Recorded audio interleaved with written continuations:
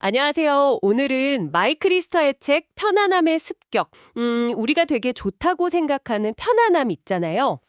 이게 사실은 어떤 대가를 치르게 하는지, 또 왜 가끔은 일부러 좀 불편함을 겪는 게 좋을 수도 있는지 한번 깊이 파헤쳐 보려고 합니다. 이게 뭐 과학, 인류학, 또 실제 탐험 경험까지 다 들어가 있더라고요. 네, 맞아요. 오늘 여러분과 같이 볼 포인트는 이거예요. 그러니까 끝없이 편안함만 찾는 요즘 우리 삶이 몸이나 마음에 진짜 어떤 영향을 주는지, 그리고 반대로 의도적으로 약간 불편함을 받아들이는 게 왜 우리를 좀 더 단단하고 또 만족스럽게 만들 수 있는지, 이걸 뭐 인류 진화 과정이랑 최신 과학 연구 결과를 넘나들면서 한번 같이 보시죠. 그렇죠.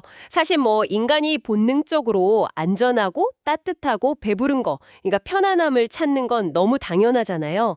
생존에 꼭 필요했으니까. 네네.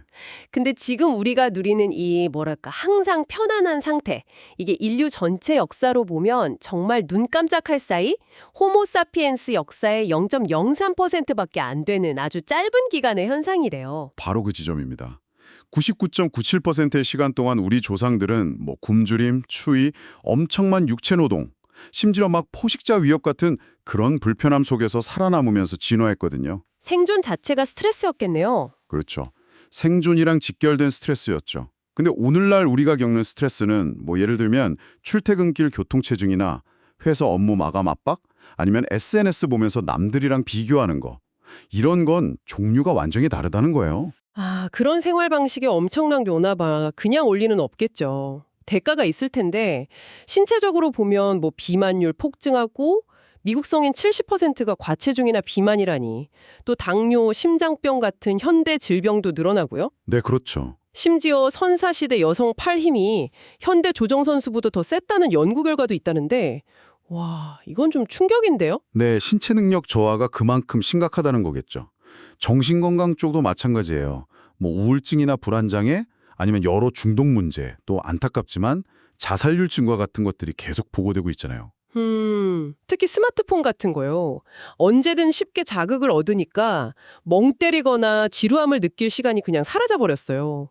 근데 이런 마음의 방랑 시간이 사실은 창의력의 원천인데 이게 줄어드니까. 창의력이 떨어진다는 분석도 있어요. 네, 실제로 1990년대 이후로 창의력 점수가 눈에 띄게 떨어졌다는 연구 결과도 있더라고요. 와, 근데 진짜 신기한 건요.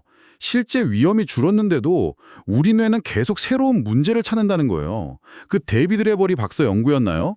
위협적인 얼굴 사진을 점점 줄여서 보여줬더니 나중에는 전혀 위협적이지 않은 그냥 무표정한 얼굴까지 위협적으로 느꼈다면서요? 아, 네, 맞습니다. 그게 바로 개념 확장 혹은 뭐 기준점 이동이라고 부르는 현상인데요. 지금의 편안한 상태가 이제 나의 기준이 돼버리는 거죠. 기준점이 높아지는 거군요. 그렇죠. 그러다 보니까 예전에는 뭐 그냥 넘겼을 만한 사소한 불편함도 더 크게 느껴지고 스트레스를 받게 되는 거예요. 쉽게 말하면 나의 컴포트 존, 그러니까 내가 편안하다고 느끼는 영역이 점점 더 좁아지는 셈이죠. 아니, 그럼 편해지라고 노력할수록 오히려 더 사소한 거에 예민해지고 불안해진다는 건가요? 약간 역설 같은데요? 정확해요. 역설적이죠. 하지만 이걸 뒤집어 생각하면 의도적으로 불편함을 좀 겪는 게 우리를 더 강하게 만들 수도 있다는 희망적인 면도 볼 수 있어요. 아, 불편함의 힘이요. 네. 전 세계 여러 문화에서 발견되는 통과 의례 같은 게 좋은 예시예요. 예를 들어 호주 원주민 청년이 혼자 오랫동안 여행을 떠난다거나 이누이트 소년이 혹독한 추위 속에서 첫 사냥을 하는 것, 마사이족 청년이 사자를 마주하는 경험 같은 거요. 이런 극한의 도전이 개인의 어떤 내면적인 힘, 정체성을 키우는 역할을 해왔거든요. 아, 그게 단순한 옛날 얘기나 문화적 전통이 아니라 과학적인 근거도 있다는 말씀이시죠? 그렇습니다. 실제로 적절한 수중의 어려움을 이겨낸 경험이 정신적인 회복 탄력성을 높인다는 연구도 있고요. 또 뭐 자연 속에서 시간 보내는 거, 산림욕 같은 거 있잖아요. 이게 스트레스 호르몬 수치랑 혈압 낮추는 건 이제 꽤 알려졌죠. 네, 그건 저도 들어봤어요. 그리고 간헐적 단식처럼 일부러 좀 배고픔 상태를 만드는 거예요. 이게 세포가 스스로 찌꺼기를 청소하는 자가 포식 작용을 활발하게 만들어서 건강에 좋다고 하고요. 또 사우나나 더운 데서 운동하는 것처럼 고온에 노출되는 건 심혈관 건강을 좋게 하고 뇌의 기능에 중요한 BDNF라는 단백질 분비를 촉진시킨대요. BDNF요? 뇌의 성장에 도움을 주는 거라고요? 네, 맞아요. 뇌 기능 향상에 도움이 되죠. 아이슬란드 남성들이 유독 장수하는 비결 중 하나로 그런 혹독한 자연 환경 속에서의 생활 방식을 꼽기도 하더라고요. 와, 그렇군요. 그럼 정리를 좀 해보면 현대 사회가 주는 이 끝없는 편안함이라는 게 어쩌면 우리 몸과 마음의 힘을 조금씩 갉아먹는 잘 보이지 않는 비용을 내게 하고 있을 수 있다는 거네요. 네, 그럴 수 있다는 거죠. 오히려 일부러 불편함과 좀 마주하는 게 더 건강하고 뭐랄까 충만한 삶의 비결일 수 있다. 어쩌면 우리한테 진짜 필요한 건 약간의 불편함일지도 모르겠어요. 근데 여기서 중요한 건 불편함 자체를 막 고통스럽게 여기거나 억지로 즐기라는 건 아니에요.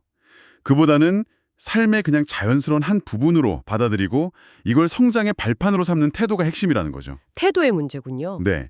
그래서 여러분의 일상에서 아주 작은 도전부터 한번 시작해 보시면 어떨까 싶어요. 예를 들면 아침에 샤워 마지막에 잠깐 찬물로 해본다거나 아니면 하루에 몇 시간은 스마트폰을 좀 멀리 두어본다거나 아니면 짧게라도 공복 상태로 한번 유지해보는 거죠.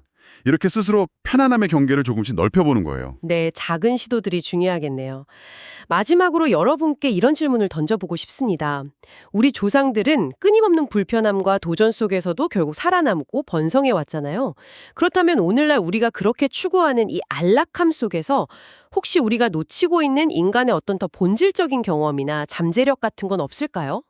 어쩌면 조금 불편하게 살자는 다짐이 참 역설적이게도 가장 편안하고 의미 있는 삶을 여는 열쇠가 될지도 모른다는 생각을 해봅니다.